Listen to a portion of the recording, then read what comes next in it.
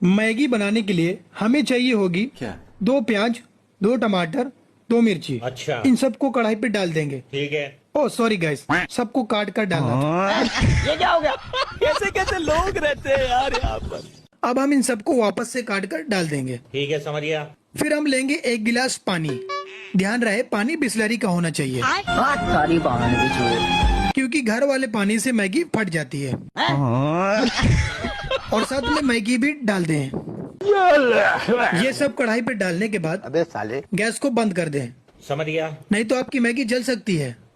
ठीक है। अब आगे की रेसिपी के लिए पार्ट 2 का वेट करें।